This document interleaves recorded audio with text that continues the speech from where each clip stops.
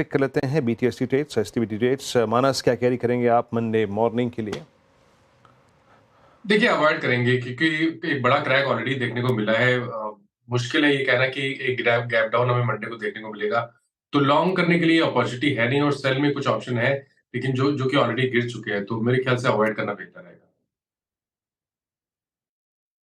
ये हो गया जनाब आपका मानस का ट्रेड। अब कहेंगे कुछ दिया नहीं जी जनाब, ये भी एक ट्रेड होता है, ना ट्रेड करना ये भी एक ट्रेड होता है। सोनी जी, आपका व्यू? वीरेंद्र जी, मुझे लगता है यहाँ पे ग्रासिम पे एक सेल नजर आ रहा है, अपने 200 एक्सपोनेंशियल मूविंग एवरेज के बिलो क्लोज दे रहा है। ऑप्शन चेन में भी देखेंगे तो ब्रेकडाउन ही दे रहा है। सो 2500 के नीचे है, सेल कर सकते हैं फ्यूचर्स में। करीबन 2487 के यहाँ पे चल रहा है, बट बिकॉज थोड़ा ओवरनाइट रिस्क रहेगा, तो यहाँ पे एक हेज करने की भी सलाह दूंगी कि आप अगर फ्यूचर्स पे सेल कर रहे हैं ग्रासिम पे, तो सामने पोजीशन हेज करने के लिए 2500 कॉल ऑप्शन खरीद के रखे, जो कि करीबन 20 रुपए पे चल रहा है।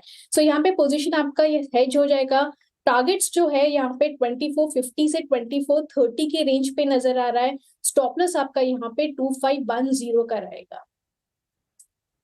पिक गाबा जी, आपने क्या पिक किया, STBT या BTST? कुछ नहीं, इनफैक्ट लेना नहीं चाहिए क्योंकि सेंटर रैली की हम बात कर रहे हैं। वेडनेसडे को छुट्टी है 2 दिन, कुछ नहीं होना। छुट्टी का टाइम है, माहौल है, एंजॉय कर लीजिए। हाँ, मैंने 2 बजे जो स्टॉक दिया था डिक्सन का, वो उसमें फटीग है, थका हुआ है। उसमें चाहे तो वो कैरी कर सकते हैं, अदरवाइज नो फ्रेश ट्रेड्स। उसका जो मैंने टारगेट दिया 17,500 का, स्टॉप लॉस 18,000। ठीक है, अमित जी आपने क्या पिक किया कल के यहाँ से?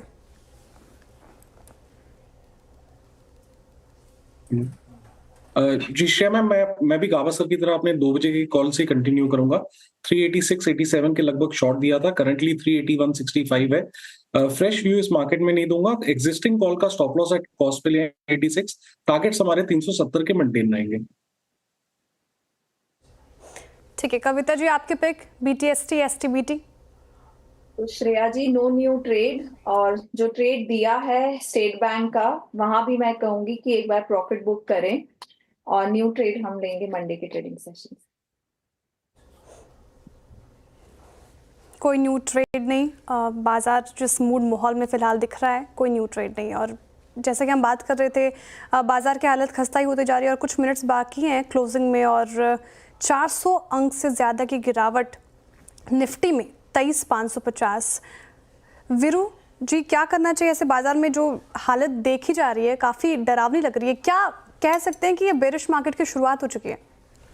देखिए श्रेया, अब हम 200 डे एक्सपोनेंशियल मूविंग एवरेज के नीचे, हालांकि अनुज व्यू शेयर कर चुके हैं तो दोबारा कंफ्यूज नहीं करेंगे, बट ट्रेड्स जो है ना श्रेया, आजकल इंट्राडे में मिल रहे हैं। जैसे कि हमने बात की, सुबह भी एक ट्रेड शॉर्ट का मिला अच्छा, और वो अब ये कह सकते हैं कि आप 200 डेमा के नीचे अगर हमने कैपिटलाइज करना शुरू कर दिया, तो वीकली पर हमारा वो जो 50 वीक एक्सपोनेंशियल मूविंग एवरेज आता है, वो आता है करीब 23,300।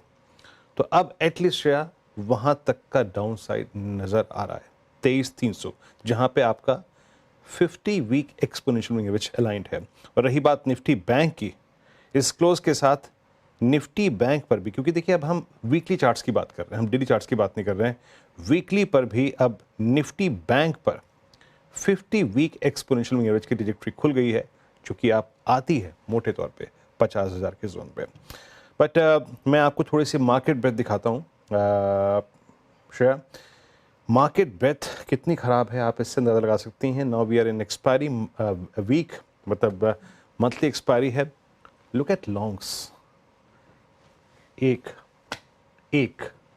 3 में शॉर्ट कवरिंग और 31 में शॉर्ट और लॉन्ग अनवाइंडिंग। अब हो क्या रहा है, देखिए थोड़ा सा प्रोस्पेक्टिव डिफरेंट रखना पड़ेगा आपको, इन स्टैट्स को थोड़ा डिफरेंट प्रोस्पेक्टिव समझना पड़ेगा, क्योंकि अब हम आखिरी हफ्ते में हैं।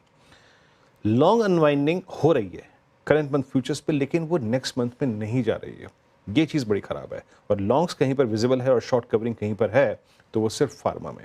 शॉर्ट बिल्डअप, सिमेंस, ABB, यानी और कौन कौन से स्पेस आ गए हैं श्रेया बेयर ग्रिप में?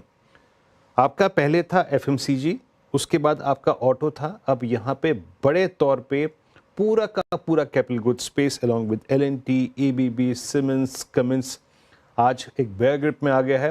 And same is the case with Nifty bank, इस वक्त कंप्लीटली बेयर ग्रिप में। ये आपके स्क्रीन पे लॉन्ग अनवाइंडिंग के आंकड़े हैं। एम्फेसिस, पेटीएम, CDSL और RBL बैंक। मानस, एक प्रश्न लूँगा आपसे यहाँ पे। अब जिस प्रकार से निफ्टी बैंक का अलाइनमेंट है, इस बार जितनी फोर्स से हम नीचे आए हैं, इस बार हमारे पास इन स्टॉक्स लाइक HDFC बैंक और ICICI बैंक शॉर्टिंग की गुंजाइश और भी ज़्यादा है। हमारे पास मल्टी मंथ 20 अगस्त से लेकर जो बेस परसिस्ट कर रहा है वो आता है करीब करीब 50-500 के जोन में। वहीं पे आपका 200 डे एक्सपोनेंशियल मूविंग एवरेज भी अलाइन्ड है। उसके नीचे प्रोजेक्शन क्या होगा बैंक निफ्टी का? देखिए, अगर आप वीकली चार्ट पे जाएंगे तो वहां पर एक नेकलाइन आता है हेड एंड शोल्डर पैटर्न का, जो कि 49,800 है।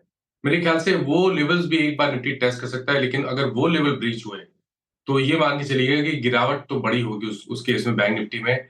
तो पैटर्न बहुत क्लियर दिख रहा है वीकली चार्ट पे। अगर आप एक नेकलाइन बनाएंगे तो बिल्कुल आपको हेड एंड शोल्डर पैटर्न दिखेगा। तो कम से कम 49,800 तक के टारगेट बिल्कुल देखने को मिल सकते हैं, अगर बैंक निफ्टी ने इस बार अपनी 200 डे मूविंग एवरेज जो कि 50,400 है उसको ब्रीच किया तो। जनाब, एक समय वो आता है ना कि स्क्रीन पे बोलना भारी पड़ जाता है कि अब मुझे कोई बोले कि भाई शॉर्ट ट्रेड निकाल के लाओ, तो मैं कहाँ से निकाल के लाऊं, है ना। मीनवाइल अभी भी आप